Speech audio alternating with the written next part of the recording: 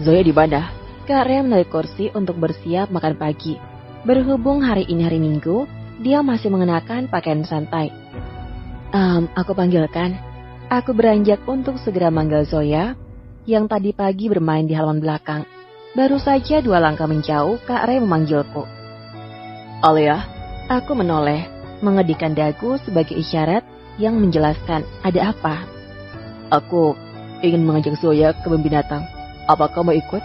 Beberapa hari berdiam diri di rumah cukup membuatku bosan. Sepertinya ikut bersama Kak Ray adalah pilihan yang menyenangkan. Oke, aku ikut, jawabku sembari tersenyum kepadanya. Kebun binatang baru buka pukul 9 pagi. Kami berkeliling dulu untuk mengulur waktu. Zoya masih menagihku untuk menceritakan kisah nabi-nabi lain, sehingga dalam mobil pun dia ingin mendengar cerita. Kami berdua duduk di kabin penumpang, sementara Kak Ray di depan samping kursi kemudi dengan sopir yang mengendarai mobilnya. Untuk sementara kami lebih terlihat seperti keluarga kecil bahagia. Tanpa sengaja kulihat ke spion tengah, mendapati Kak Ray ternyata menatap di arah yang sama. Lelaki itu sepertinya mengawasi kami berdua. Aku menunduk, mengalihkan pandanganku dari tatapannya yang bisa membuat jantungku berdetak lebih cepat. Cukup lama kami berkeliling. Akhirnya sampai di kebun binatang tepat pukul 9 pagi. Karena hari Minggu, meskipun masih pagi, sudah banyak pengunjung yang mengantri tiket. Tunggu di sini, aku beli tiketnya dulu. Kak Ray berlari kecil menuju tempat pembelian tiket, sementara aku dan Zoya duduk-duduk di bawah pohon angsana yang berdaun lebat. Zoya adalah gadis kecil periang. Aku mulai terbiasa dengan segala pertanyaannya yang seolah terus-menerus muncul tiada henti. Gadis kecil itu selalu mengangguk setelah merasa puas akan jawaban yang kuberikan. Tante, Om Ray itu ganteng ya? Namun kali ini pertanyaannya membuatku sulit menjawab. Zoya mengapa tanya seperti itu? Habisnya, Tante sejak tadi liatin Om Ray terus. Hah? Memangnya aku terlihat menatap Kak Ray kah sejak tadi? Aku merasa seperti pencuri yang tertangkap basah oleh polisi kecil.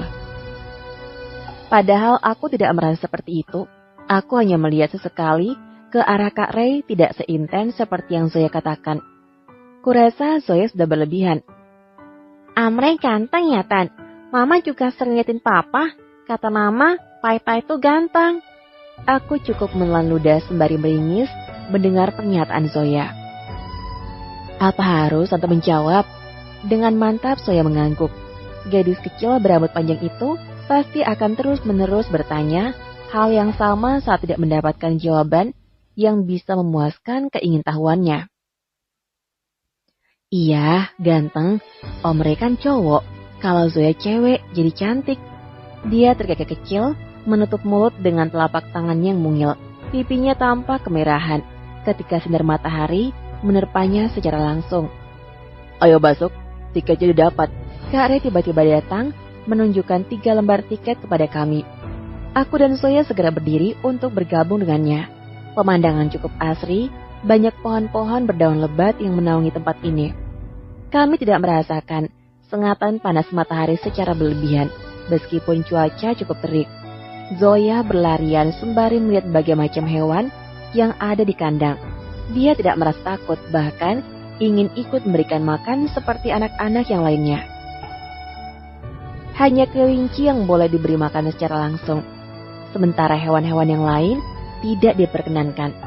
Kak Ray membeli sekilo wortel berukuran kecil untuk diberikan kepada kelinci yang dibiarkan hidup liar di area penangkaran. Zoya berlari untuk menangkap kelinci-kelinci itu. Tapi kumpulan kelinci itu justru kabur ketika Zoya menghampiri mereka. Jelas saja, jika hewan-hewan kecil itu menghindar karena Zoya berlari kencang, sehingga membuat mereka ketakutan. Tampak raut sedih di wajah Zoya. Aku menghampirinya, mengusap kepalanya lembut. Jangan sedih, sini, Tante bantu nangkap satu. Wajah cemberut berubah riang, sebegitu mudahnya menghibur anak kecil. Masalah mereka hanya sekedar kesulitan menangkap kelinci, tidak seperti orang dewasa yang memikirkan banyak sekali problematika kehidupan, dan membuat kepala berdenyut pening. Zoya, lihat ini. Kak Ray membawa seekor kelinci bertubuh montok, berjalan menghampiri kami. Zoya melompat kegirangan, lalu mengelurkan wortel yang ada di kantong plastik untuk diberikan kepada kelinci gendut tersebut. Bibirnya menyunggingkan senyum bahagia ketika hewan lucu itu mengunyah wortel pemberiannya dengan lahap. Setelah puas makan, kelinci itu tiba-tiba melompat ke arahku. Sontak, aku terkejut dan menjerit karena kaki hewan gembul itu mengenai wajahku. "Kamu tidak apa-apa?" terdengar Kak Ray bertanya padaku. Mataku tak sanggup membuka, sepertinya kemasukan debu dari kaki kelinci itu. Berusaha mengeluarkan benda asing yang masuk ke mata. Aku mengocek mataku dengan jari telunjuk. Belum sempat jariku mengenai mata, tapi tangan kekar Kak Ray menahannya. "Jangan dikucek." "Tapi perih, Kak." Kurasakan tangannya menyentuh wajahku, sementara jarinya membuka mataku lebar. Aku merasakan tiupan angin segar mengenai kornea mata. Kak Ray meniup mataku berulang kali dengan aku berusaha mengerjapkan kelopak mata agar kotoran itu segera keluar dari sana.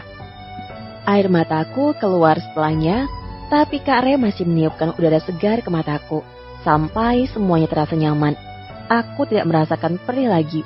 Barulah aku sadar jika posisi wajah kami sangatlah dekat. Aku menjadi gugup menyentuh tangan kekar yang sejak tadi memegang wajahku. "Sudah, terima kasih," ucapku kepadanya. Tangan itu terlepas dariku. Dia mengangguk mengerti, lalu mengalihkan perhatian ke arah Zoya. "Makan yuk," ajaknya yang diikuti anggukan oleh gadis kecil itu. Mereka berdua berjalan lebih dulu, sementara aku mengekor di belakangnya. Tubuh tegap itu yang sebelumnya kukira sangat dingin dan angkuh, ternyata memiliki jiwa penyayang. Tangan kekarnya menggandeng tangan mungil Zoya, dengan gadis kecil itu melompat-lompat sambil bersenandung riang. Andai saja Kak Ray bukanlah suami Kak Rena, mungkin aku adalah wanita yang paling bahagia karena bisa memilikinya. Andai yang dicintai Kak Ray adalah aku, mungkin kisah ini berakhir berbeda. Namun semuanya telah digariskan Tuhan yang sudah menjadi takdirku. Aku hanya bisa mengagumi sosok yang menjadi suamiku tanpa bisa memiliki. Takdir mungkin tidak akan menyatukan kami karena sejak awal hubungan ini adalah sebuah kesalahan. Mungkin aku harus puas berada di belakangnya, mengaguminya tanpa banyak berharap, membiarkan sosok itu bahagia dengan pasangan sesungguhnya. Tentu, karena pada dasarnya aku hanyalah orang ketiga yang tidak diharapkan. Mataku masih menangkap pemandangan dua orang beda usia dari belakang, sampai Zoya menoleh kepadaku. "Tante Alia kenapa di sana? Ayo pegangin tangan Zoya, kita saling bergandengan tangan." Gadis kecil itu meraih tanganku, mengajakku bergabung dengan kelompoknya. Kami bertiga dengan saling bergandengan tangan, pergi menuju rumah makan yang berada di area kebun binatang. Untuk sejenak aku berpikir, baru saja aku mengatakan bahwa aku hanya bisa berdiri di belakangnya. Tapi detik itu juga sosok kecil itu membuatku bisa berdiri di sampingnya. Apakah suatu saat nanti aku bisa merasakan genggaman tangan kekar itu, yang mana rasa terlindungi akan hadir di kala kedua telapak tangan kami saling menyatu. Bab selanjutnya, siapkan batin yang lapang karena mungkin kalian akan berpikir melakukan ini kepadaku. Senja mulai menunjukkan pesonanya, semburat keemasan yang memancar dari ufuk barat mengisyaratkan jika sebentar lagi hari mulai petang. Kami sudah keluar dari area kebun binatang. Kak Ray tidak duduk di depan, melainkan ikut bersama kami di kabin penumpang. Dia menggendong Zoya yang tampak kelelahan karena sejak tadi berlarian. Gadis kecil itu sekarang tidur di pangkuan Kak Ray. "Kak, bukannya Kak Rena pulang malam ini? Apa Kak Ray tidak berniat menjemputnya di bandara?" Dia menoleh kepadaku lalu menggeleng. "Reda tidak suka dijemput di bandara, tapi aku ingin membelikan sesuatu untuknya. Alia, apa kau mau membelikan hadiah untuk Rena?" Apa? Yang ku tahu besok adalah hari ulang tahun Kak Ray, tapi laki itu malah ingin mencarikan hadiah untuk Kak Rena. Ternyata sungguh manis hubungan mereka. Di satu sisi Kak Rena sedang menyiapkan kejutan untuk Kak Ray. Sementara di sisi lain, Kak Ray juga tengah mencari hadiah untuk Kak Rena.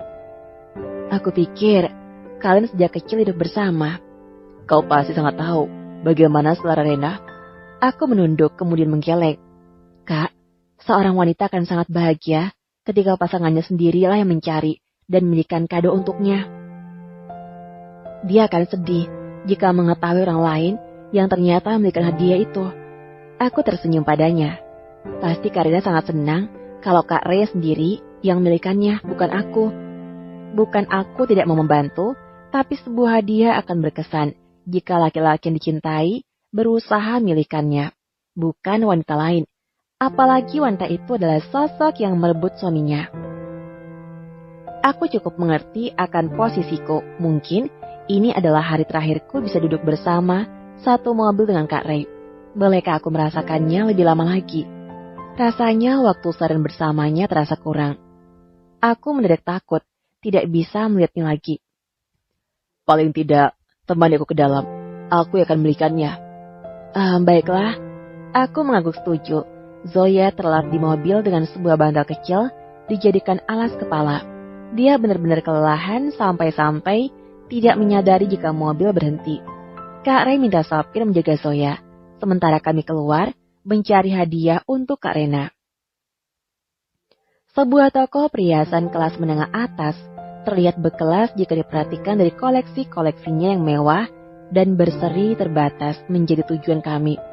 Ketika aku dan Kak Ray sudah masuki area yang dilapisi karpet merah itu, perhiasan yang dihiasi batu-batu mulia menyambut kami.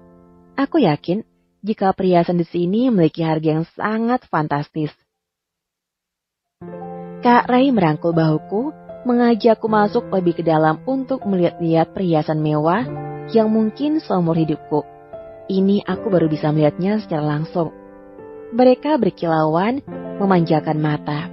Permata yang tersemat di antara perhiasan itu terlihat indah dan mewah. Ada produk baru?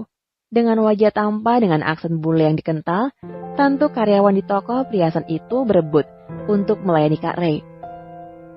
Apapun yang laki itu kenakan, penampilannya selalu terlihat necis dan menarik para kaum hawa.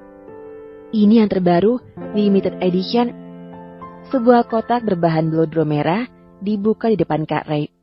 Lelaki itu menanggapi dengan mengerutkan kening. Apa yang spesial dari ini? Ini dirancang oleh desainer kelas atas, produk Louis Vuitton. Selain diproduksi sekelas terbatas, yaitu hanya ada 10 pieces yang tersebar di seluruh dunia. Perhiasan ini dilengkapi oleh berlian terbaik dari kolektor kelas dunia. Penjaga toko itu sangat ramah, menjelaskan dengan gamblang apa-apa yang terkait dengan perhiasan. Pandanganku mengedar, melihat-lihat koleksi yang dipajang di etalase. Alia, sini, Kak Ray memanggilku. Aku segera melangkah menghampirinya. Kotak merah persegi panjang itu diarahkan kepadaku. Sebuah kalung bertahtakan berlian terlihat cantik di sana. Benar, apa yang Kak Rena katakan, jika Kak Ray pandai memilih barang. Bagaimana menurutmu? Dia menanyaiku. Cantik, Kak Rena pasti menyukainya. Ucapku jujur, pasti semua wanita akan merasa sangat beruntung jika mendapatkan hadiah semewah itu. Benarkah? Kak Ray mengambil kalung itu dari kotaknya, lalu melangkah mendekat ke arahku. Dia berhenti ketika tepat berdiri di belakangku. Tanpa kuduga, kalung cantik itu dipasangkan di leherku. Jelas saja, hal itu membuat aku terkejut. Apa maksud semua ini? Kedua tangannya menyentuh bahuku, lantas mengarahkanku ke sebuah cermin besar yang terletak tepat di depanku. Di sana, bayanganku dan Kak Ray tertangkap dengan sangat jelas. Dia tersenyum ke arah cermin itu, kemudian sedikit membungkuk, membisikkan sesuatu di telingaku. Apa kamu menyukainya? Tanganku menyentuh perhiasan mewah yang melingkar di leherku. Indah, benar-benar indah. Tatapanku mengarah ke cermin, memandang wajah yang sedang tersenyum kepadaku. Maksud Kak Ray apa? Aku tidak ingin terlalu percaya diri dengan memikirkan bahwa Kak Ray sengaja membelikan ini untukku. Sehingga aku memutuskan untuk langsung bertanya kepadanya. Kau menyukainya? Tanyanya lagi yang membuatku semakin bingung. Ragu, aku mengangguk mengiyakan. Ini cantik, semua orang pasti menyukainya. Baiklah, ini untukmu. Ini hadiah pernikahan kita. Dia berbisik lembut telingaku. Wajahku bersemu merah, aku tak sanggup menyembunyikan hati yang sedang berbunga-bunga. Tapi, bukankah Kak Ray kesini ingin membelikan hadiah untuk Kak Rena? Kak Ray, ini terlalu berharga. Sebaiknya kakak belikan yang lain saja. Bukankah tadi kemari ingin membelikan Kak Rena hadiah? Dia menggeleng pelan. Kau juga berharga. Kamu ibu dari anakku. Sorot matanya menunjukkan ketulusan. Hatiku terasa menghangat mendengar penuturannya. Aku akan belikan Rena yang lain. Yang ini untukmu, oke? Aku mengangguk sambil tersenyum. Apakah benar aku sangat berharga? Baru kali ini ada seseorang yang mengatakan itu kepadaku karena sebelumnya aku hanya dianggap sebagai kotoran menjijikkan. Hal itu jelas membuat perasaanku bahagia. Kami kembali ke mobil setelah Kak Ray memberikan hadiah untuk Kak Rena. Zoya terbangun setelah mendengar pintu dibuka oleh Kak Ray. Sudah sampai belum? Zoya bertanya sembari mengucek kedua matanya. Sebentar lagi sayang.